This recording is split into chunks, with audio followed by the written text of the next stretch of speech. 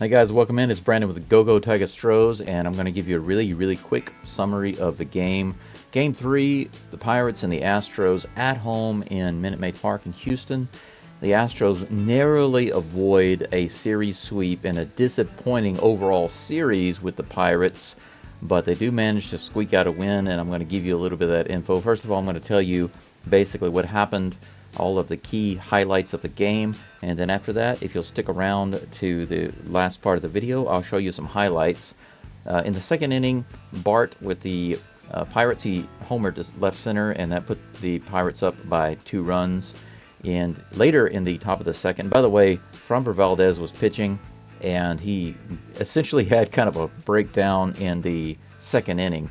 All of the runs that the Pirates scored happened in the second inning. The 2-run shot by Bart put them up by 2. Right after that, Triolo doubled to center, and Hayes was able to score. That put them up by 3. Right after that, McCutchen scored, and McCutchen singled, and Triolo was able to score, and that put the Pirates up by 4. Thankfully, at that point, even though they put up 4 runs, they were not able to get any more runs on the Astros, and at that point, everything was on the shoulders of the pitchers to lock them down, the Astros pitchers to lock them down, and Astros bats to come back, and come back they did. They answered in the bottom of the second with 1 run when Pena took the initiative to steal home on a wild pitch. That ball didn't go very far from the plate, but he was able to beat the throw, and it wasn't even close. He was so fast. So 4-1 in the bottom of the second. In the bottom of the third, the Astros struck again when McCormick was able to run around and score on a throwing error. That play was pretty crazy, and you'll see it in the highlights in just a moment. But basically what happened was McCormick was on base, and Yordan Alvarez hit a really high fly ball out to left field. And for some crazy reason, the shortstop Cruz, who has made a tremendous amount of errors just in this series alone, he decided to try to take the catch, or make the catch, and he almost ran into the left fielder.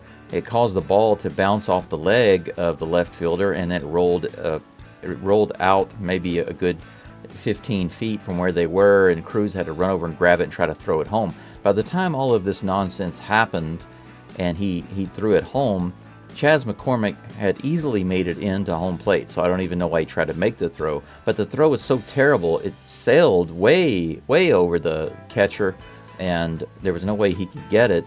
And so that allowed Yordan Alvarez to go all the way to third base. So what should have been a fly out and third out of the inning turned out to be a scored run on a double error by Cruz, and with Alvarez safe on third, that brought the Astros within 4-2.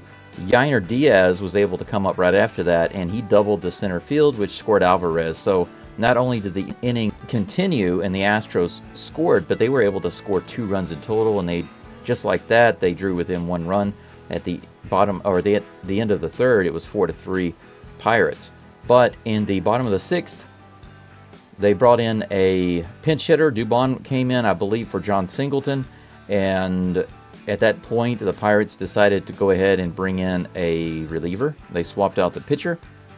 Astros had Diaz on base, and Dubon, I believe he launched on the very first pitch. It was a 97-mile-per-hour fastball up and in, and he put it out in the Crawford boxes for a 2-run shot, giving the Astros the lead 5-4, and that's where the score would stay for the rest of the game. Astros wind up winning this game 3, 5-4. Astros record now is 56-52, and they are barely, just by percentage-wise, they are just slightly ahead of the Mariners, but essentially they're tied for first place, but they are just ever so slightly by the skin of their teeth in first place.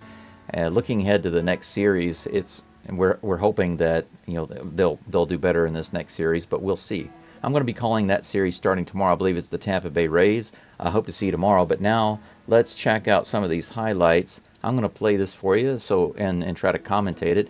In the top of the second, like I said, a little single out into right field, played by Myers and brought in, put a runner on base. Very next batter is Bart. He homers out to the Crawford boxes. Yeah, all the way up. Actually, I think that was up on the railroad tracks. 2-0 Pirates. Yay. Very next batter launches on Framber. It's a center field, gets on base. Gosh, I wonder what's going to happen now. The pitch from Framber comes in. Another hit to left center field. This one goes all the way to the track, bounces off the wall. Myers brings it in, but another run scores. Pirates are up by 3. Yay. Fromberg working up a sweat here on the next batter. Gets a hit through the right side. Chaz brings it in, but not before the Pirates get a 4th run. Bottom of the 2nd comes in. There's the wild pitch that Pena scored on. You can see that it wasn't even close. So 4-1. This pitch here was hit way high. This is what I was telling you about. Jordan hits it way out to left field. For some strange reason, the shortstop there thought he could try to get it. The wild pitch at home was not only unnecessary, but it allowed Jordan to go all the way over to third. Pretty nonsense, right? Astros 2, Pirates 4. Right after that, Diaz comes up, hits it out into right field, brings in Jordan. So the Astros punish the silly errors by the Pirates.